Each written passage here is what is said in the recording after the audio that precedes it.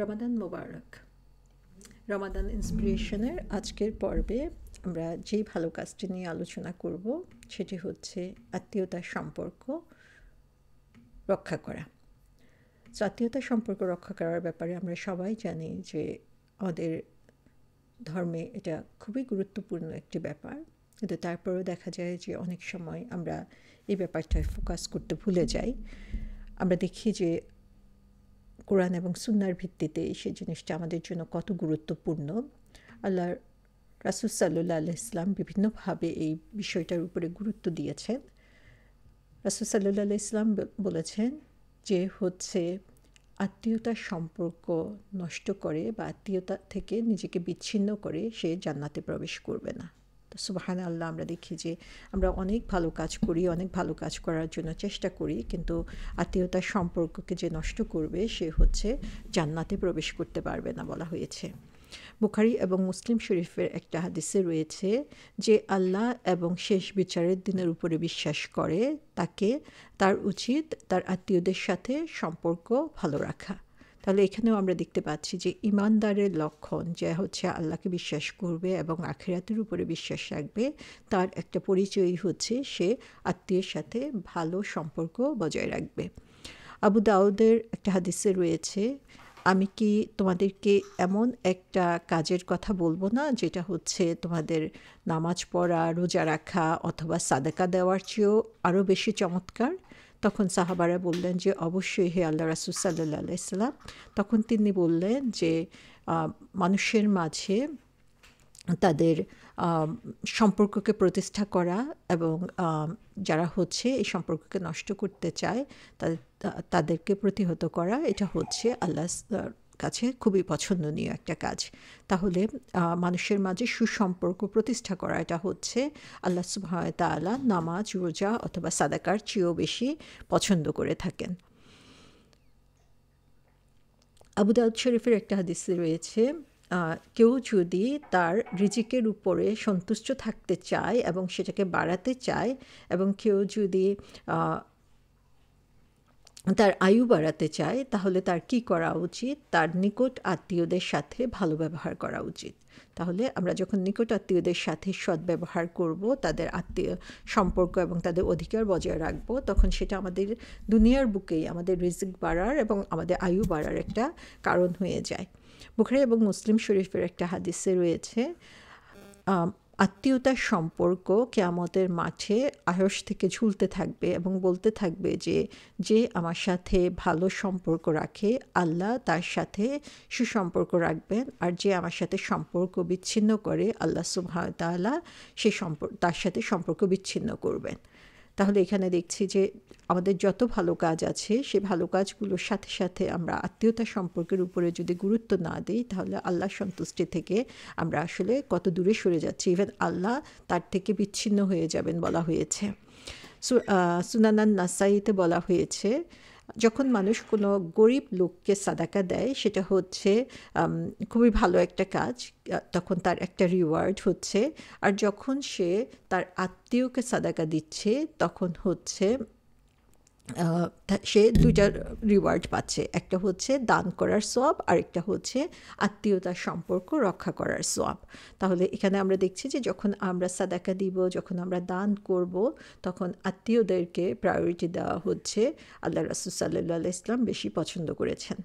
আরেকটা হাদিসে রয়েছে, আল্লাহ সুবহানাহু ওয়া তাআলা বান্দার এই দুনিয়ার বুকে বান্দার যেই শাস্তি, সেই শাস্তিকে দ্রুত করে দেন এবং তার জন্য যা কিছু রয়েছে সে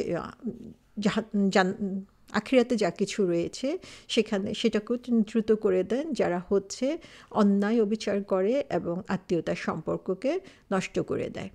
মুসলিম শরীফের একটা হাদিসে রয়েছে, একবার আবু হুরায়রা রাদিয়াল্লাহু আনহু বলেছেন, একজন লোক এসে রাসূল সাল্লাল্লাহু আলাইহি ওয়াসাল্লামকে বললেন যে আমার আত্মীয় স্বজন রয়েছে যাদের সাথে আমি ভালো সম্পর্ক রাখতে চাই, কিন্তু তারা সম্পর্ক বিচ্ছিন্ন করে দেয়। আমি তাদের সাথে ভালো ব্যবহার করি কিন্তু তারা আমার সাথে খারাপ ব্যবহার করে। আমি তাদের সাথে সবসময়ই নম্র আচরণ করি কিন্তু তারা আমার সাথে কঠোর আচরণ করে। তখন রাসূল সাল্লাল্লাহু আলাইহি ওয়াসাল্লাম বললেন যে এটা হচ্ছে এরকম যখন তুমি বলছো এই কথাগুলো, তখন তুমি হচ্ছে তাদের মুখের উপরে আসলে গরম ছাই ছুঁড়ে দিচ্ছ। এবং যখন তুমি যখন এই ভালো কাজগুলো কন্টিনিউ রাখবে, তখন তোমার সাথে আল্লাহর কাছ থেকে একজন ফেরেশতা এসে তোমাকে সাপোর্ট দিতে থাকবে, এবং তারা ততক্ষণ পর্যন্ত তোমাকে প্রাধান্য দিয়ে যাবে যতক্ষণ পর্যন্ত তুমি এই ভালো কাজগুলো কন্টিনিউ করে যাবে। তার মানে হচ্ছে যে একজন মোত্তাকির কাজ হচ্ছে আমরা যে ভালো ব্যবহার করছে দেখেই ভালো ব্যবহার করব, তার সাথে সম্পর্ক রক্ষা করব তাই না, বরং তারা খারাপ ব্যবহার করলেও আমাদেরকে ভালো ব্যবহার করতে হবে, তারা সম্পর্ক রক্ষা না করলেও আমাদের সম্পর্ক রক্ষার ব্যাপারে এগিয়ে যেতে হবে, এবং আমাদের পক্ষ থেকে যতটুকু ভালো করা যায় সেটা আমাদের জন্য চেষ্টা করতে হবে। বুখারী শরীফে হাদিসে রয়েছে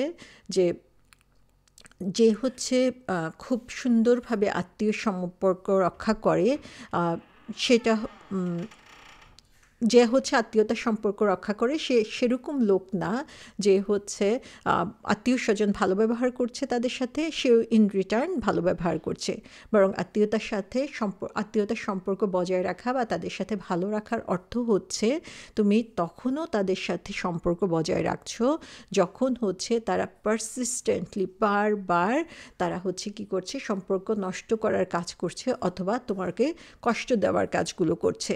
তার মানে হচ্ছে মানুষ ভালো ব্যবহার করলে আমি ভালো ব্যবহার করবো ইন রিটার্ন, এটা হচ্ছে নর্মাল একটা বিহেভিয়ার।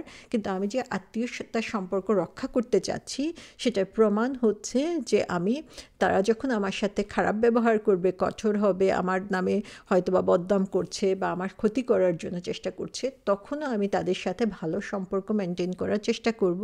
সেটাই হচ্ছে আত্মীয়তার সম্পর্ক রক্ষা করা।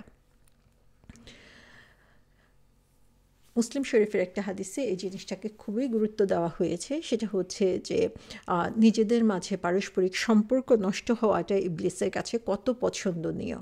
ইবলিস কি করে, সে হচ্ছে তার আসনে বসে থাকে এবং তার যারা শিষ্য তারা হচ্ছে তার কাছে আসতে থাকে এবং এসে তাদের কাজের ফলাফল বলতে থাকে। কেউ এসে হয়তো বা বলে যে আমি অমুককে প্ররোচিত করেছি মানুষ হত্যা করার জন্য, ইবলিস বলবে এটা তেমন কোনো কাজই না।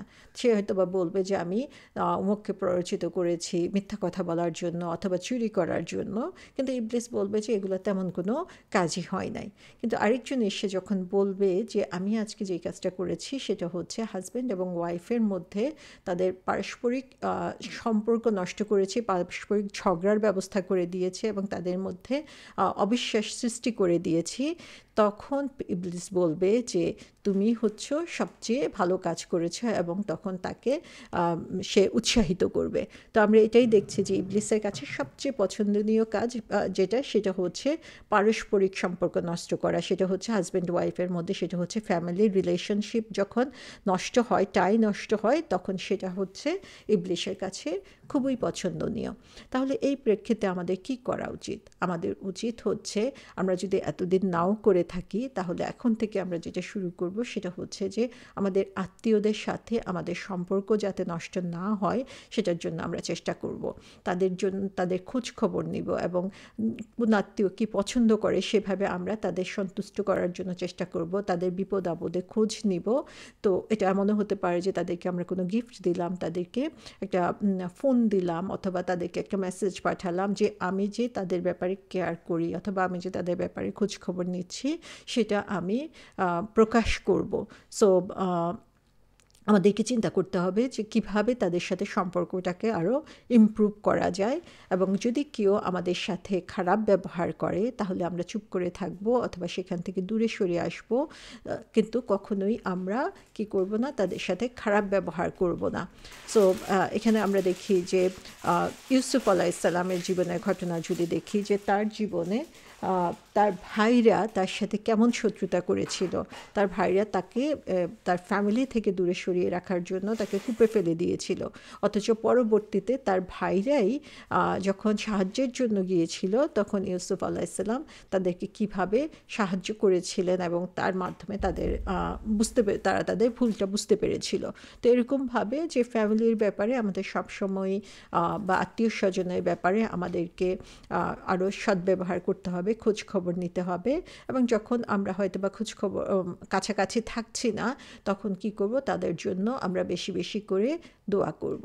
আল্লাহ সুবহানাহু ওয়া তাআলা আমাদেরকে সেই কাল কিয়ামতের মাঠে যাতে কঠিন পরিস্থিতির সম্মুখীন হতে না হয়, আত্মীয়তার সম্পর্ককে হেফাজত না করার কারণে, সেটা থেকে আমাদেরকে রক্ষা